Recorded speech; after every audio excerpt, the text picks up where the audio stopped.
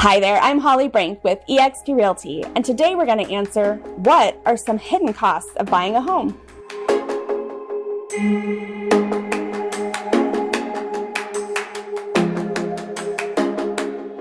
So when you're buying a home, there are obvious costs. You anticipate having some type of down payment. Some people don't realize that a closing cost is different from a down payment. So even though in some areas you can get zero down, you will potentially still have closing costs that you have to pay. Each loan is different, so you want to make sure that you're reaching out to your real estate resource and your lender to get full picture of what your anticipated out-of-pocket costs might be. But some things to be aware of in most loans is that one of the first costs you're going to incur is a home inspection. So these are never required, but always encouraged so that you get a more than a superficial glance at the house. Somebody goes in and does kind of an overview, but they at least look under the hood, so to speak. So they're going to be able to tell you what they see that may be just deferred maintenance, something you need to take care of right away, something you may potentially want to ask the sellers to fix. So that's why it's a great idea to get a home inspection. And they vary depending on who you hire, the size of the home, and the age of the home. So I would say in most markets, you could probably budget between $350 to $600 for a home inspection. And that's just for a basic home inspection, because a home inspector is what I like to refer to as a jack of all trades and a master of none. They are going to do an overview of the house and then tell you if you need to call a roofing company or a pool company or an electrician, because that is not their area of expertise, but they can tell something needs to be examined a little further. So some of those companies will do a free assessment of the situation, but many of them will also charge a minimum or a trip fee. So after the inspection period, the next thing up, the next expense up, if you will, is an appraisal. So sometimes you can convince your lender to wait until closing to collect the money. Many lenders want the money up front, and this can be anywhere, again, between $400 and $500 is typically what I've seen.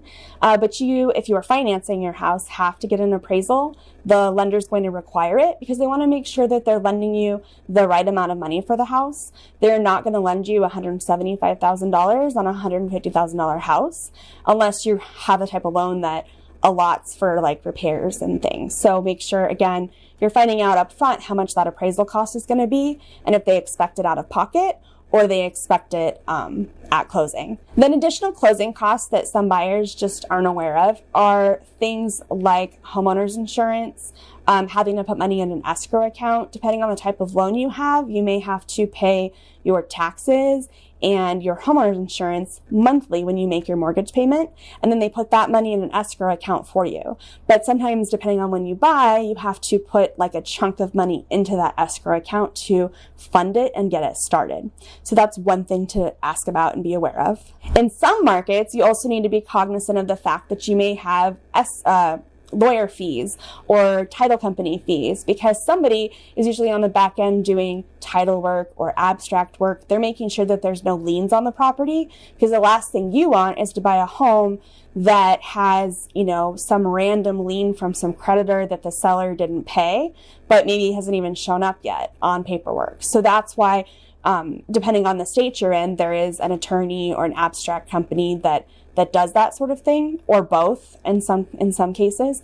In Iowa, for example, we have the abstract company that updates the abstract, and then an attorney reviews it for both the buyer and the seller. Sometimes it's the same attorney, sometimes it's two different attorneys, but those are just all added costs. So I know for me, I usually budget about $650 for my clients for the attorney fee, the abstract review fee, and the actual signing fee, the signing settlement fee. And finally, I think another expense to be aware of is oftentimes as agents, we will ask sellers to purchase a home warranty for our clients.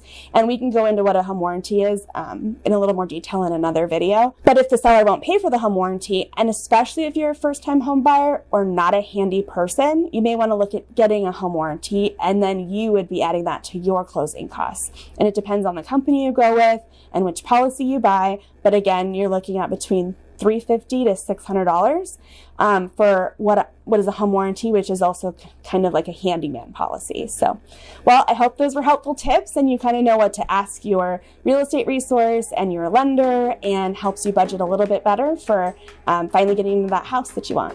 So thanks for watching. I'm Holly Brink with eXp Realty and ThinkHousesThinkHolly.com.